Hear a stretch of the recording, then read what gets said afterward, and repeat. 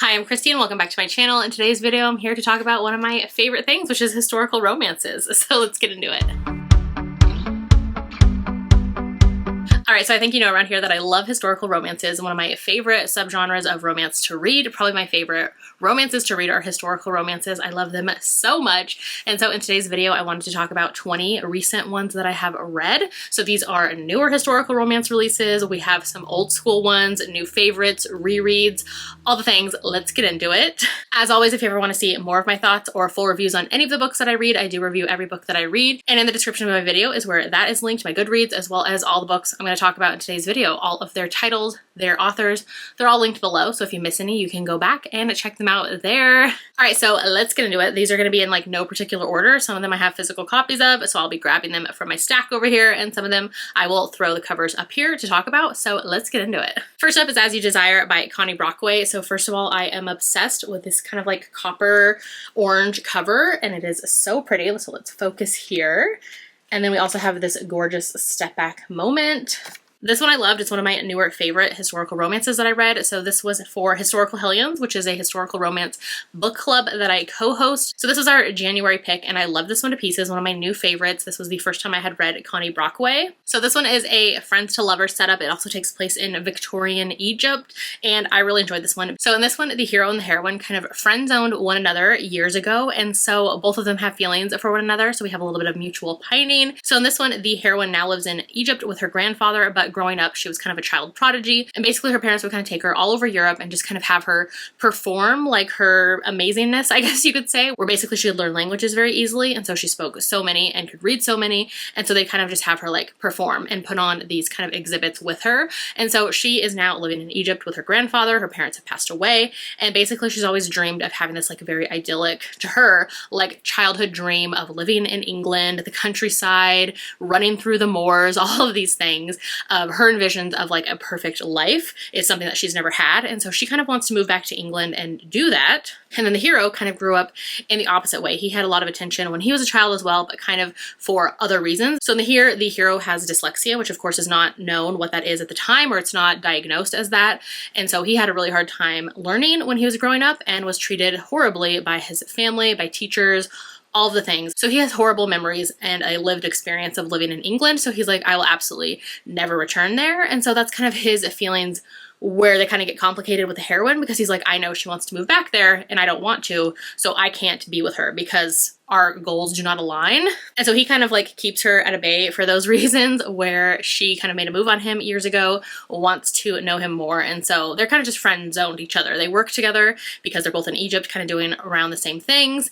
And it kind of goes from there, where the hero's cousin comes to town and basically is there to kind of court or get to know the heroine. And the hero's like, whoa, whoa, whoa, whoa. Like, absolutely not. If you think you're going for her, like, I am way more perfect for her. And so he decides to woo her and kind of go from there and prove to her that he is better than his cousin. I love characters, and especially a hero who have things to kind of overcome and get through, and kind of all of these troubled pasts, I guess you could say, or things they have to overcome from their past. Love this one to pieces. It's set in Victorian Egypt. So good. Highly recommend. I cannot talk about As You Desire by Connie Brockway more. It's such a great one to start this little video off with.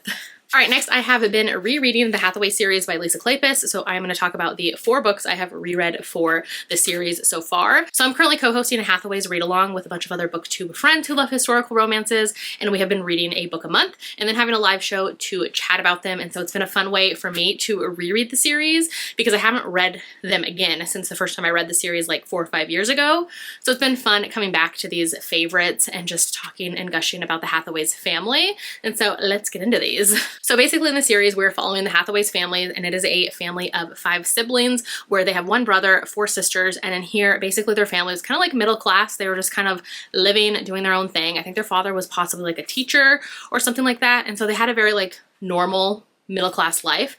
And so basically in here, some things happen at the beginning of the story that you find out that the brother of the family has now become a viscount, and they never thought they were going to be an heir to anything. And so they end up getting gifted these lands, these houses that he is now the lord of. And so they have to kind of like move there, fix it up, do things. And so that's kind of the basic vibe of the series. So it follows the 5 siblings. So let's get into them. So first up is Mine Till Midnight. Of course, this is by Lisa Kleypas. We have the beautiful blue and gold moment here, and then the step back moment for Cam and Amelia.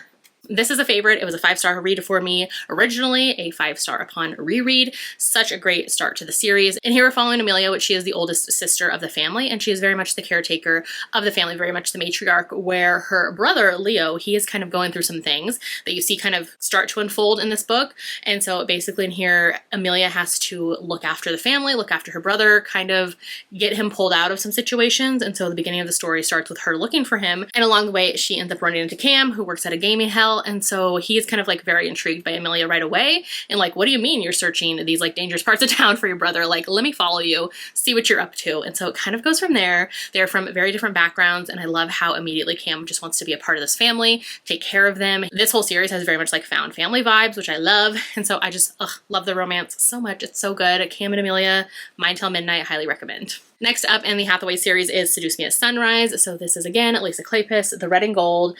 This is one of my favorites. I love red and gold together. And here is the step back of Kev and Win. So this is the second book in the series. This is my favorite in the series. I love it to pieces. And so in here, this is very much mutual pining, where the hero and heroine have both been in one another's lives for a long time. The hero in here, he has been a part of the Hathaways family since he was a child, where he was basically taken in as a child for the family and has just kind of like worked for them. So he doesn't think he's worthy enough for the heroine. Also, the heroine is kind of like, her family treats her as kind of fragile or delicate because of a health condition or a health scare that she had. And so her health is always just like very much on the rocks. And so he doesn't want to make a move because of those reasons as well. And so the heroine is kind of tired of her entire family treating her like glass. And so she's like, you know what? I'm capable. I want love. I want to live. And so she decides to go away to France for a couple years and to this kind of like health clinic. And she comes back, and the doctor of the clinic comes back with her and is showing a little bit of interest in her. And so the hero is immediately like, hold up. I didn't want you, but if somebody else wants you, what's happening here? And so it kind of goes from there.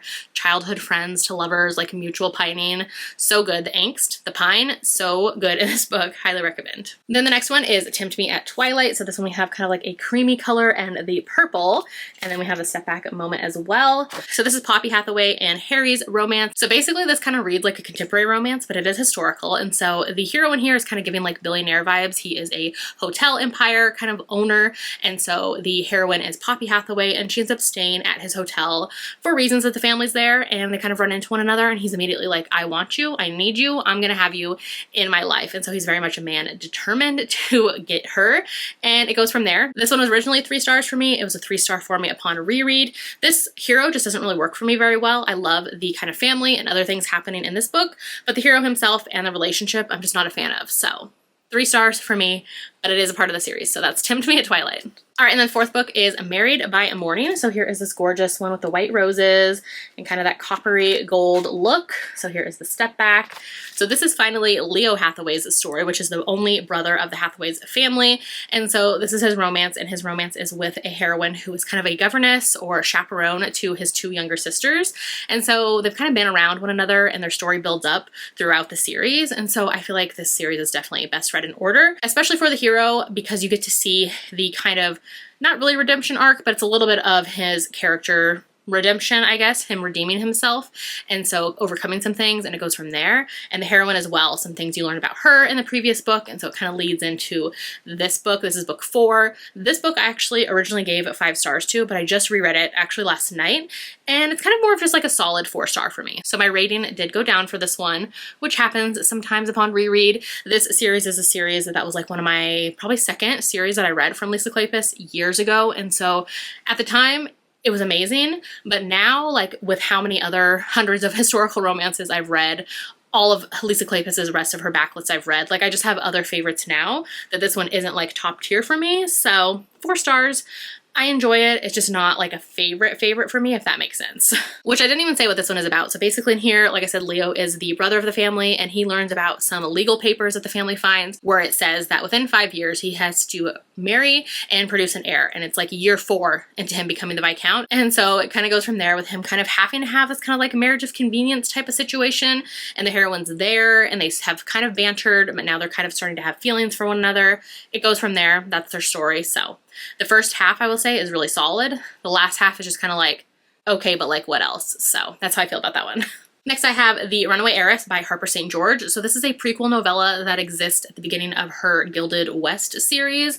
And so this is kind of Gilded Age, but like Western frontier. So in here, the heroine's an heiress, and she is supposed to go to Montana to marry somebody that her family or her father has arranged for her. So along the way, her father hires the hero, who's kind of like a gunslinger bodyguard type of situation. And so he's supposed to deliver the heroine to who she's supposed to be married to. But along the way, they fall for one another instead. And so kind of goes from there. Very short. It's a novella. So like it was just okay. I read a lot for this author, so it wasn't a favorite. I gave it 3 stars. I still will check out the rest of the series, but this one was like fine. Next, I have The Devil's Charm by Megan Frampton. So this is the first book in a new series from this author. So the series is going to be the Heirs and Spares series, which I really love the title of the series. And so this author, I have read like quite a few actually of her series and her books over the years, and I feel like they're just very lighthearted, like easy to read, easy to get into, but also not very memorable. So take that for what it is.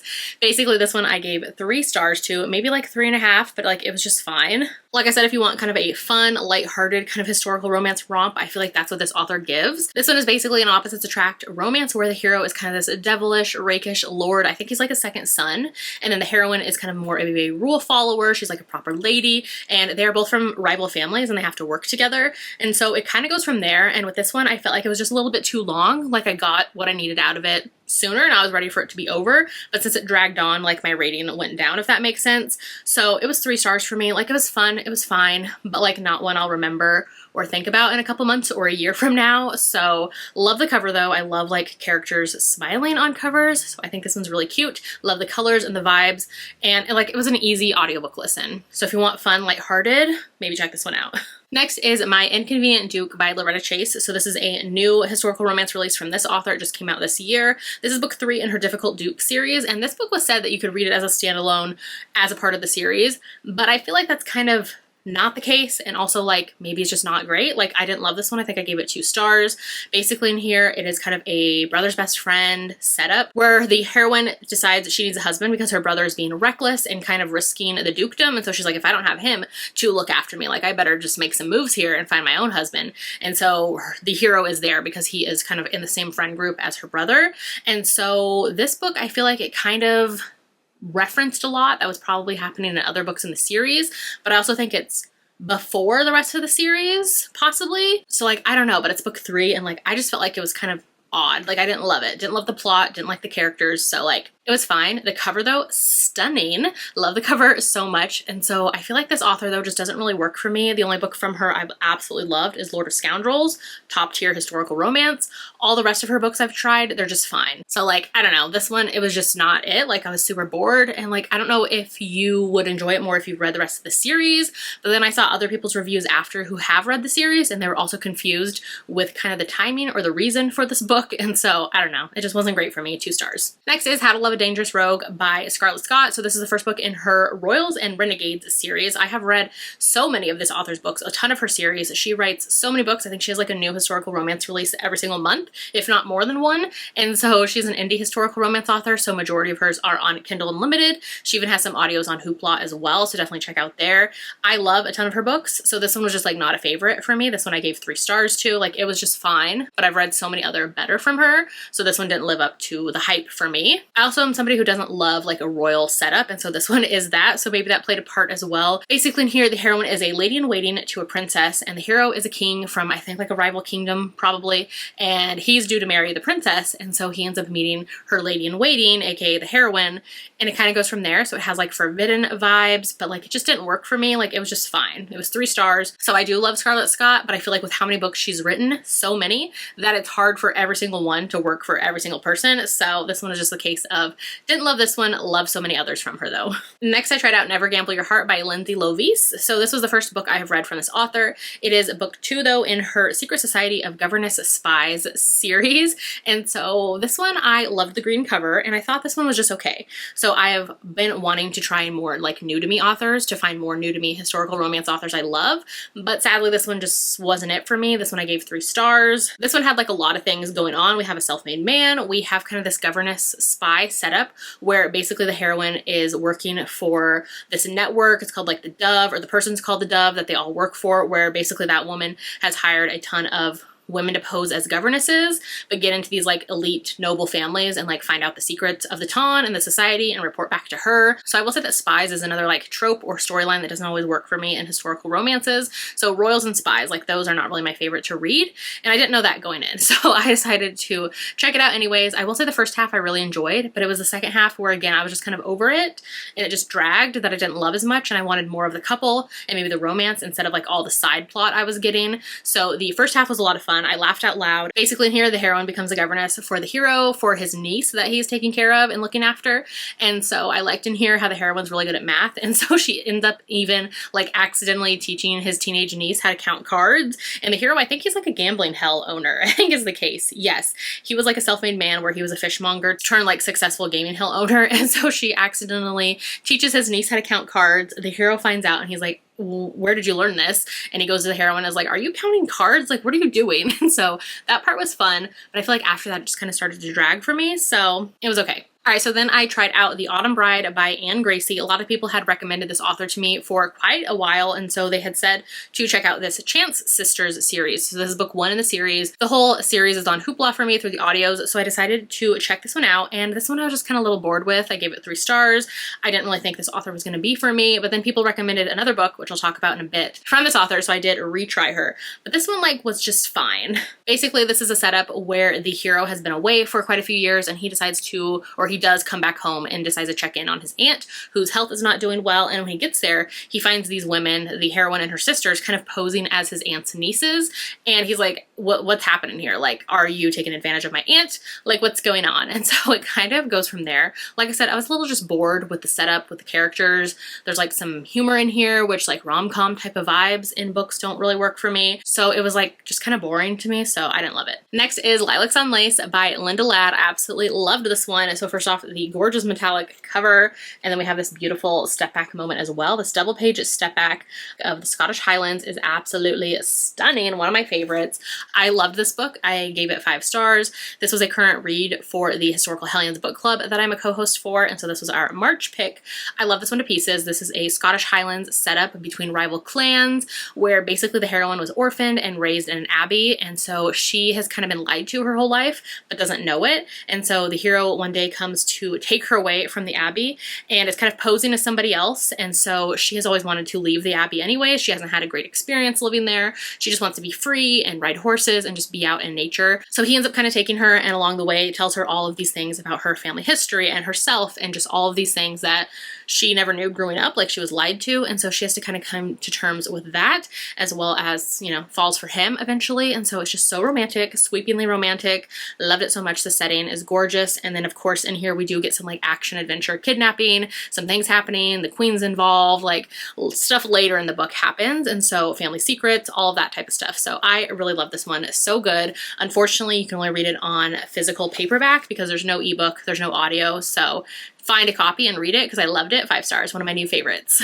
All right, then another one from my Historical Hellions book club was An Improper Proposal by Patricia Cabot. So this is actually the pen name for Meg Cabot. This is her historical romance pen name. So this one I really enjoyed. I think I gave it 4 stars. So basically in here, the heroine, her family has owned this shipping company. And so she has kind of been raised out on the sea with her father and her brothers. And she's just kind of like one of them. Like she wants to be a captain of her own ship when she gets older. I think she's about to turn 19 or something. And she's like, all my brothers got ships and got to be their own captains on that birthday. Like that's obviously going to happen to me too. But then of course, her family is like, no, what are you talking about? Like, we let you grow up on ships, but now we want you to be a proper lady and marry and settle down. And she's like, what are you talking about? Like, hold the phone. So in here, she's been crushing on the hero for years, where he works with her family and he's also like all of her brother's best friend, but he's engaged to somebody else. And so the story starts off where they're all at his like engagement party, like the night before his wedding. Like the first half of the book, I want to say, is that entire night and day of his wedding, and things kind of go from there and then start to really, really pick up. So I did love the kind of like last half of the story and the build up, and it was just so much fun. We get a lot of at sea adventures and things happening, and it was just so much fun. I really enjoyed this couple, more like on the funny side, but like in a good way. And so yeah, I loved this one. 4 stars for An Improper Proposal. All All right, and then back to a newer release. So this is A Tropical Rebel Gets the Duke by Adriana Herrera. This is the third and final book in her Los Leones series, which I absolutely love. The whole series is so good, but I feel like book 2 and 3 are my favorites. This I did a pre-order of, so it came with this gorgeous clinch cover for the couple, like this art piece, I should say. So this whole series has followed these 3 friends who kind of traveled from, I want to say, the Dominican, possibly. I think they all came from Santo Domingo, and they've all traveled to Paris together. And so it's like around the turn of the century. I think it's like 1889, 1890. So in here, the heroine we're following, she's a doctor and she runs these underground clinics for women. And so we get to see a lot of the storyline with her. And then the hero in here is a Black Duke. And so he has his own kind of things going on in life, but he is very much into the heroine and he wants her and wants to take care of her and protect her and all of these things. And so he falls first, and she kind of is like more pushing away from that, or kind of like, I'm living my own life, I'm independent, I don't need anybody. And he's like, but I want to take care of you at the end of the night. And so it kind of goes from there, and I loved it. There's very much like that pine between them, but it's slow burn of, she's like, I don't know how you would fit into my life, like I'm very independent. And so I really like that. It just felt very real of them trying to figure out how that's going to work with both of them. Loved it to pieces. I gave it 4.5/5 stars.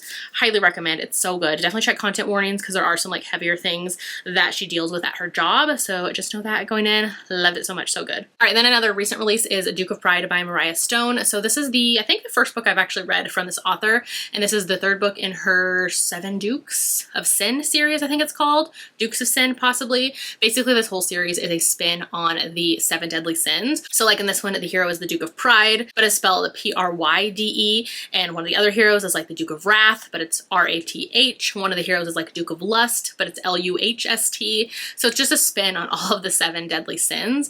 And so the names are kind of funny, and it's kind of like supposed to be like that.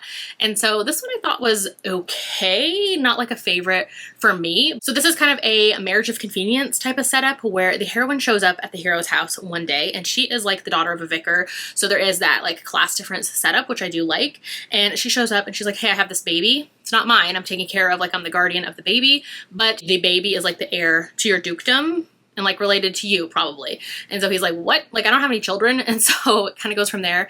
And the hero is trying to kind of keep his reputation untarnished. And so he's like, I can't have any like rumors or things flying. I don't need people looking in on my life, because he has some secrets of his own. And so he's like, okay, we need to get married and then go from there. And so he ends up marrying her and kind of immediately like sends the baby away in the night. So she wakes up one day and is like, where's this baby that I've been taking care of? And he's like, oh yeah, like he's out of sight, like out of sight, out of mind. And like, we need to kind of clear some things up first. So I didn't really like that. It kind of rubbed me the wrong way. And then the hero just like wasn't a favorite. Like I was never rooting for him, never rooting for them to be a couple. So like, it was fine, like just not a favorite. So I read better marriage of convenience, baby on the doorstep type of situation, historical romances. So this was like 3 stars for me. All right, then we have While the Duke Was Sleeping by Samara Parrish. So this is another newer historical romance release. This one was fine, another 3-star for me. This one I have read. This was the second book now I've read from this author. I read her debut like 4 years ago and then decided to give this one a go, but both her books have been 3 stars for me, so I probably won't pick up more from her. This is basically like an inspired retelling of While You Were Sleeping, but make it historical romance. It even has some of the same character names and plot points and kind of all of those things, which I love that iconic 90s movie, and this one was just like okay for me. It was a little too on the nose, so it was fine. This author does write closed door romances, so if you want that in historical, that's what she writes. So it was just okay for me. All right, so then like I said, I was going to try another Anne Gracie. So this one was recommended to me quite a few times. So this is The Perfect Rake. This is book 1 in her Mary Do Sisters series, which both of her series I've read are sisters series. Anyways, this one I enjoyed more. I gave it like 3.5/4 stars. So I don't think she's like a favorite author for me, unless I just haven't read the right book, but this one was better than the other book I read at least. This is the case of a reformed rake who really wants the heroine from kind of the moment he sees her, so he falls first. So she's kind of the one who puts a stop to that or pushes back more. And so basically in here, this is very much a slow burn. Like they don't get together until 90% of the book. So it was both fun to see, but also kind of drove me bonkers at times where I was like, just get together already. I will say check content warnings before you jump into this one, because immediately in the first chapter, this one starts off with a physically abusive grandfather who is the guardian of the heroine and her sisters. And so they want to get away from him. And so they end up leaving. But there is a lot of talk about the physical abuse that they received from him and moments that we see play out on page as well. So just know that before going in. This one, one of of the things I did like about this book though is how the heroine is described as like the plain sister of her sisters. And so a lot of other side characters will talk about her and they're talking about, oh, the plain one, like the boring one. And the hero's like, what are you guys talking about? Like, she is stunning and beautiful and amazing. We cannot be talking about the same woman. And so I love how kind of heroes will fall for somebody who's maybe more average looking than anybody else. And so I love that he was like, I don't see it. Like, she's a stunner. I love her. And so that was fun to see play out. So yeah, I liked it more than the other book I tried out from this author, but let me know if there's any others that you love from this author. So let me know. All right. So then I decided to read 2 books from Kinley McGregor. So the first one is Master of Desire. And this is the first book in her, I think it's like Brotherhood of the Swords or the McAllister Brothers, something like that. So this is an author that I'd wanted to check out for a while because I own some of her other books in the series and I've heard the series gets better after book 1. So I jumped into this because the whole series was on my Hoopla. So through my library, I could check out the audiobooks. So I grabbed them and they're kind of like medieval Highlander romances, which I want to read more Highlander romances. So I decided to jump into this series because it was another new to me author to check out. This author is a pen name for Sherilyn Kenyon. So I have not read either of her pen names, but I decided to try them out. This one was fine for me. It was 3 stars. Basically in here, it just felt very fine, very like straightforward, but nothing like exciting. Where in here, the hero is kind of the leader of his family, of like his clan and of his brothers especially. And so he is kind of more of a tortured hero where he has a past that he doesn't think he's worthy enough of love or of anybody like being in his life. And so he doesn't think he deserves anything good, which I do actually like that side trope. But for this one, I just felt like it was fine. Like the heroine, perfect for him. Nothing was giving more for me, so like it was a 3-star read. But I did jump into the second book in this series, which is Acclaiming the Highlander. Like the cover, gorgeous. The step back, gorgeous as well. So I do have quite a few of the step backs for this series because they're stunning, but this one also was a 3-star read for me. So I don't know if maybe this author just isn't for me. Maybe this series isn't just great. I don't know. Let me know if you've read any of her other books, if I should try out any others. But this one was fine as well. Basically, this is a brother of the hero of book 1, and he is basically kind of like, he loves women. Any woman he loves. And so like not in a bad way of being like a ladies' man, but he's kind of is a bit of a ladies' man when the story starts. And so his brother basically calls him back home. And so he returns home and his brother's like, you should get married and you should marry the heroine, who was kind of like their childhood friend. They've known one another since they were children. And so he's kind of like, yeah, okay, that makes sense. So he kind of just goes to her to woo her and wants to marry her. And she's like, wait a minute. Why do you want to marry me? Like, you've been in my life for years. We've been friends. Like, why are you now interested in me? Like, what's going on? And so I kind of liked how she was kind of more like taken aback by that and like, wait, we've been friends for years. Like, what changed? What do you want from this situation? So that was kind of a fun twist, but otherwise it was just fine. Like kind of a marriage of convenience, sort of, but like childhood friends to lovers, Highlander, medieval, like it was fine. So another 3-star for me. All right, and then the last one that I have to talk about is The Duke and Lady Scandal by Christy Carlisle. This cover, gorgeous, stunning. This is a new historical romance release. This is the first book I've read from this author, but I do have other books from her that I've had from her backlist on my shelves. So this one was fine. It was 3 stars. So kind of just how it goes with new to me authors for me. Like sometimes they're fine, they're 3 stars, and sometimes I love them. So this is a case where I didn't love this one, but I will try it from her again because this was, like I said, the only book I've tried out. The cover, gorgeous, stunning, obsessed with it. But the book was fine. Where this is one where it says it's a Victorian historical romance, but it's inspired by National Treasure, which I thought was fun. We're basically in here, the hero and heroine have to work together. The heroine is very much kind of like more adventurous and fun, and her family owns like an antique shop and are adventurers and kind of do all these things. Where the hero is kind of more starchy, he works for Scotland Yard, and he just very much takes his career as a detective seriously. And so they have to work together to kind of solve this case, and it kind of goes from there. I just thought it was a little too long, and that's kind of my problem with a lot of these newer books recently. I feel like I got what I needed out of them, and they didn't need to drag on as much. So like it was fine. One thing I did like in here though, if you don't want like that average kind of Regency ballroom or aristocracy, this is a couple where they're both kind of just like middle class, the everyday kind of man and woman. And so I did like that, but I just didn't love the book overall or the characters. So it was fine. It's the first in a new series, and like it was just okay. All right, so those are all 20 recent historical romances that I have read. Definitely let me know in the comments if you've read any of these, if you're going to pick any of these up, especially the ones that were my favorites. I would love to know. If you have have any historical romances that you've been obsessed with lately, whether those are new releases, backlists, authors, any of those things, definitely drop the recommendations in the comments. I would love to check out more, especially if you have any other like Highlander romances or medieval romances I need to check out. I definitely want to read more of those.